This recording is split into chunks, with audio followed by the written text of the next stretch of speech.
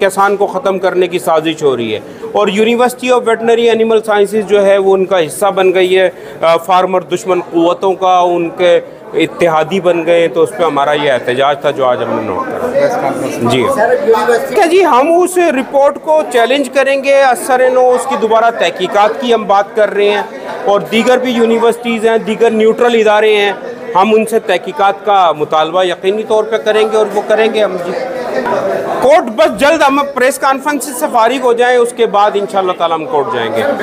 इंशाअल्लाह ताला 10 दिन के बाद, अगर हमारी कोई वो मुतालबे पूरे ना हो। चीज़ है कि पाकिस्तान में 100% खुला दूध है और बरसों से चला आ रहा है। हमारे आबो अजदाद सारे ये दूध पी के जवान हुए। अगर इस यूनिवर्सिटी की रिपोर्ट 95% दूध को जाली करार दे रही है तो ये हमारे इदारे कहाँ सोए हुए हैं? क्या इससे पहले लोग जाली दूध पीते रहे और कैसे बड़े हुए? दूध हमारी बैनुल-अक़वामी घरेलू मेन ग़िज़ा है, औरतों के लिए, बच्चों के लिए, बड़ों के लिए। और सबसे मेन चीज़ है ये जो एग्रीकल्चर है, डेयरी फार्मिंग है, ये पाकिस्तान की रीढ़ की हड्डी की मानद है।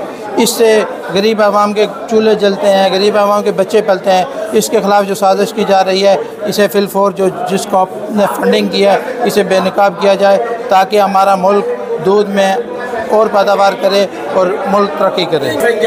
देखो, इंजेक्शन का चैप्टर क्लोज हो गया था। जब सुप्रीम कोर्ट ने पाबंदी लगा दी थी उसके बाद इंजेक्शन का काम ख़त्म हो गया। अगर कहीं से इंजेक्शन आ रहे हैं तो कहाँ है हमारे जो इदारे हैं? क्यों नहीं काम कर रहे हैं? क्यों स्मगलिंग हो रहे हैं? किसी किस्म का कोई इंजेक्शन, ये सारे प्रोपेगेंडे हैं। बिल्कुल जो प्योर फ्रेश दूध है वो बिल्कुल खालिस है।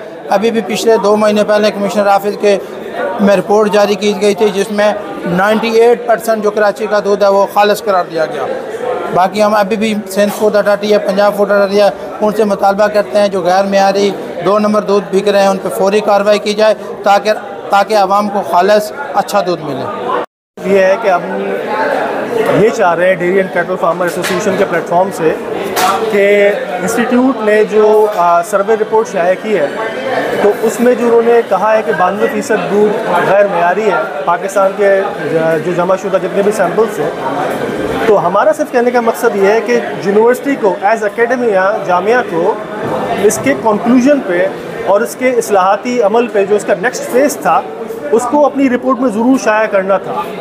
इस वक्त देखने से ये रिपोर्ट जो है वो सिर्फ एक ऐसी रिपोर्ट लगती है जो रिपोर्ट सिर्फ एक आपने जैसे एक लैब रिपोर्ट को आइटमाइज़ कर दिया, एक पेज पे आपने एक रिपोर्ट जो है ना वो डाल दी।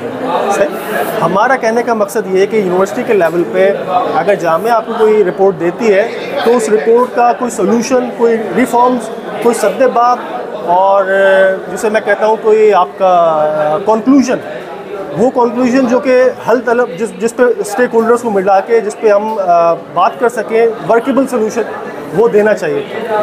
जो मकसद था वो डेयरी सेक्टर को हमने बचाना था जिसका जो है एग्रीकल्चर की साइड पे 60% शेयर है और पाकिस्तान की टोटल जीडीपी में इस वक्त 12.5% शेयर है।